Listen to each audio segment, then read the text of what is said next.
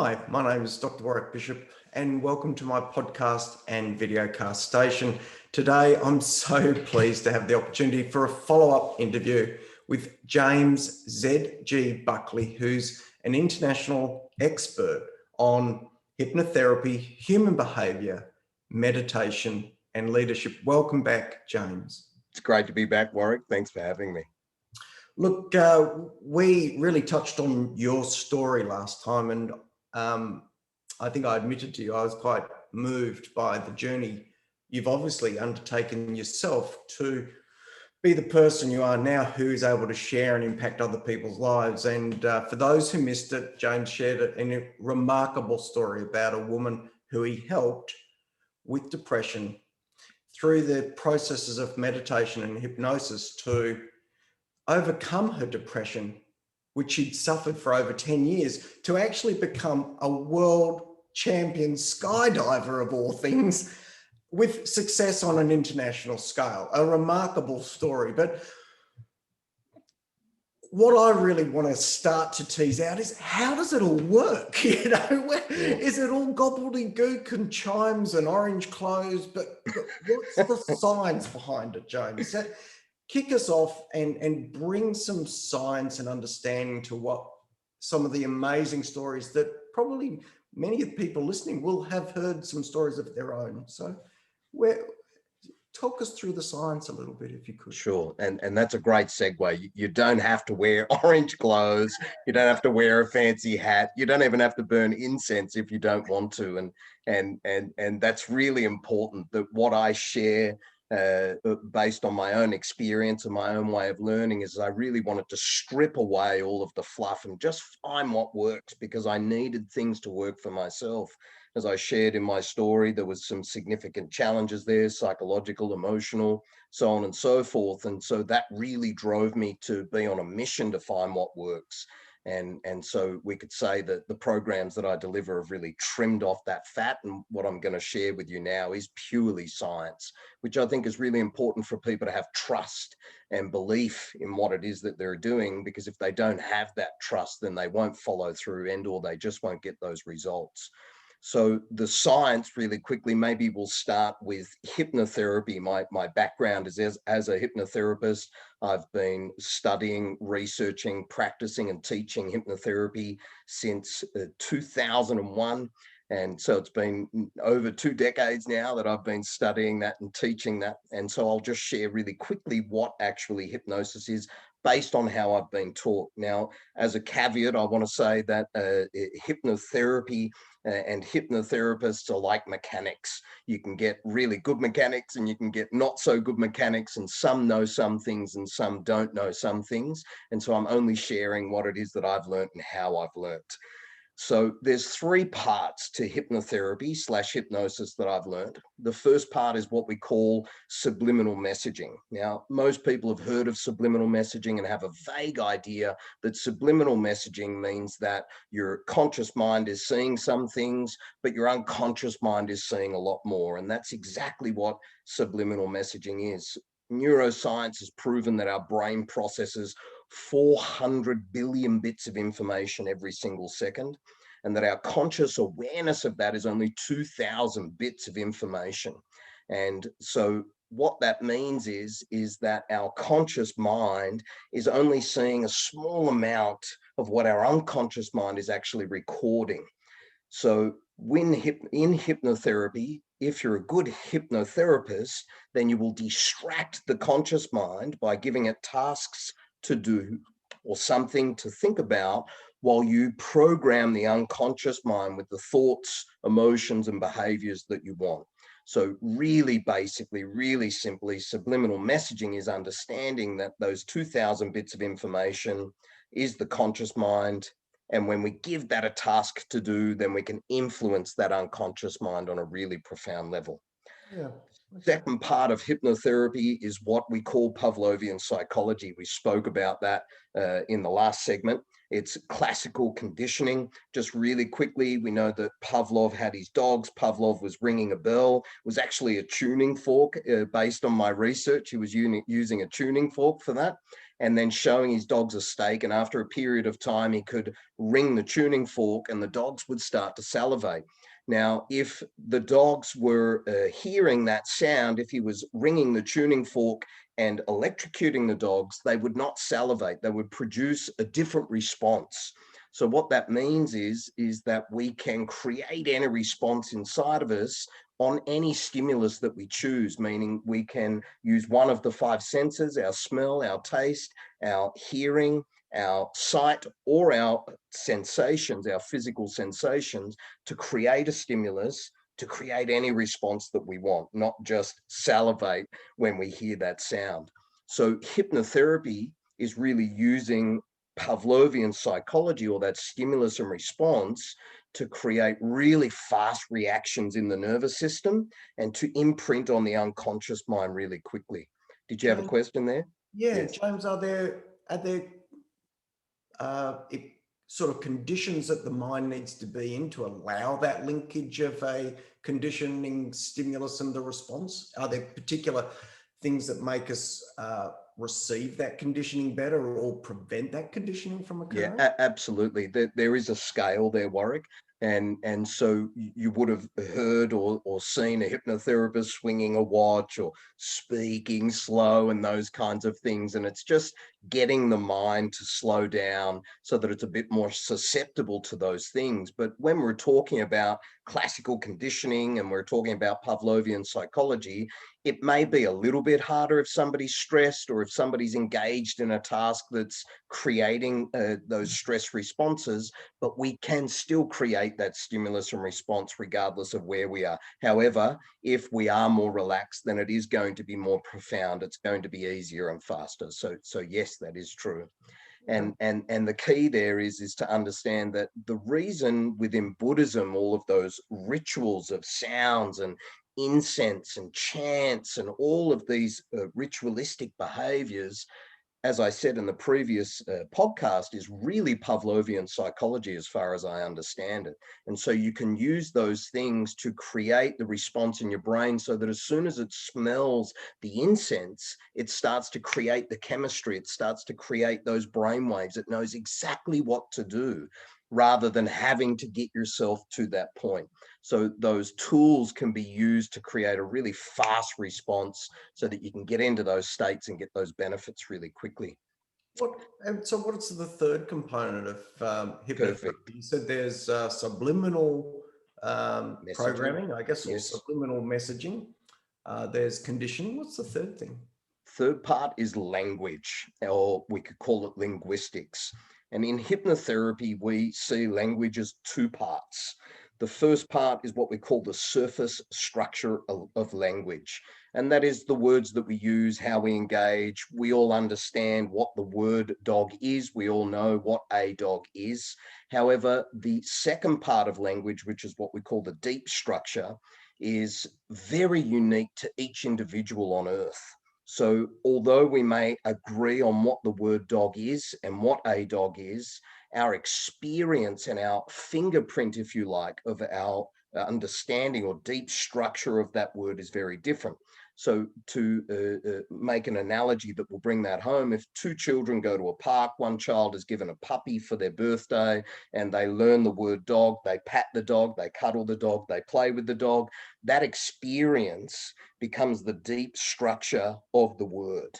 If another child sees a dog, gets a dog, and that dog bites them on the finger, then although they understand what the word dog is, their deep structure, their experience of that is very different. So understanding that, we need to understand what those words mean to us, what language means to us, what meaning we place upon the words that we use, so that we can use that to influence ourselves and, or as a hypnotherapist, understand somebody else so that we can use those words to influence them. Now, that being said, there are general words, there is general language and language patterns that we can use that influence people in a very general way as well. Does So that mean that's, you need does that mean in that linguistic space, you need a deep understanding of that individual to know where some of these words could be blocks to their, Exactly.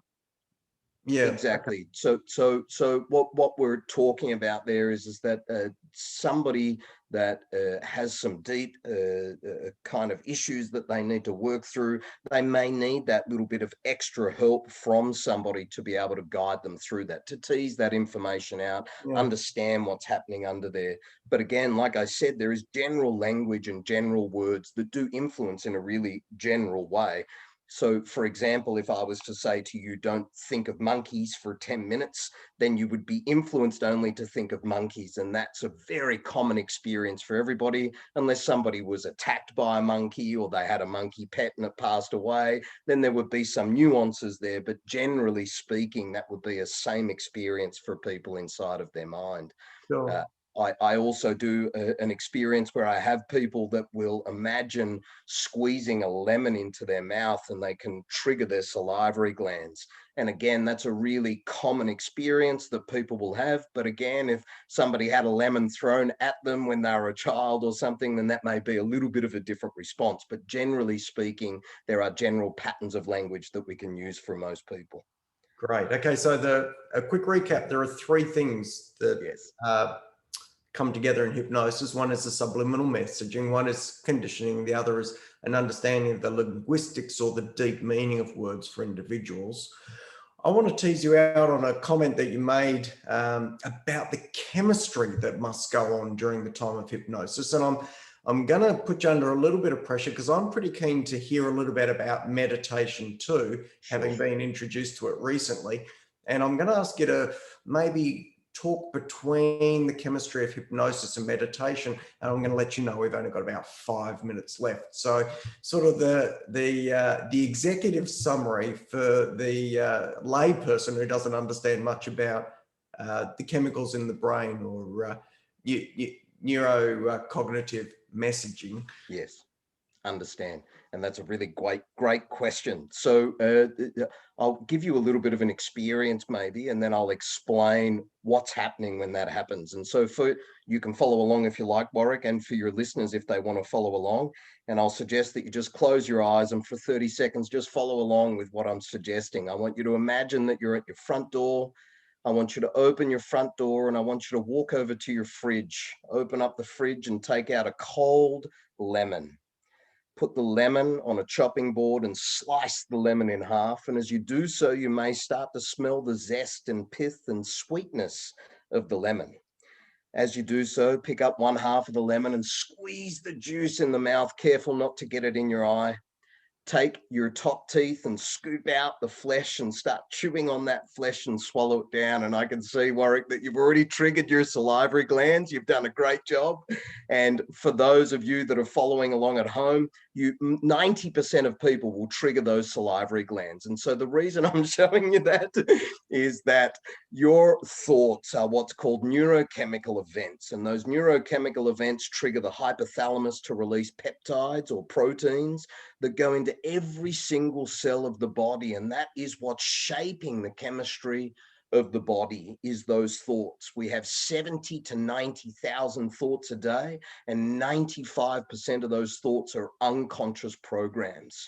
So those thoughts are changing the chemistry of our body, and we can supercharge that to create gratitude, to create anger, to create sadness, to create happiness and joy. We have the ability to exercise those muscles of our emotions so that that's what we experience on a more consistent basis rather than the unconscious patterns that we may be experiencing.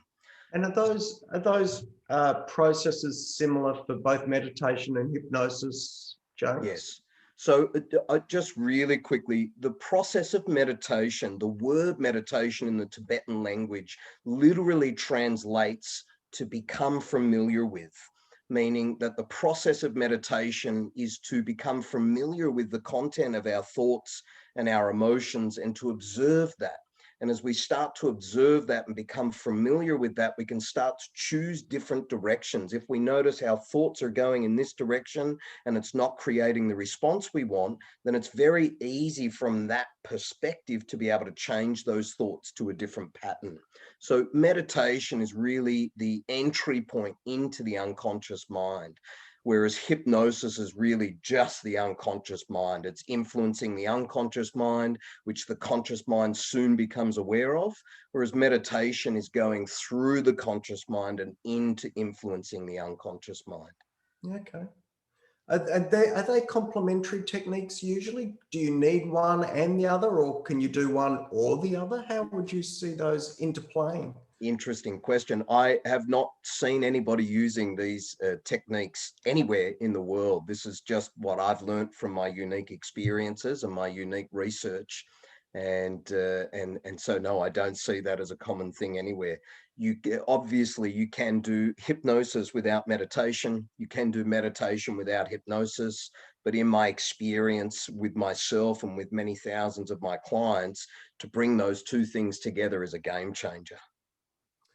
Well, I mean, this is absolutely fascinating. Apart from it being educational, and apart from you really making my salivary glands trigger before, my own experience with the 7-day meditation challenge that you suggested I have a go at, and there is a link to that. With a bit of luck, we can attach it to this podcast for those who are listening, or go and look up James Z G Buckley 7-day meditation challenge, and you'll find it.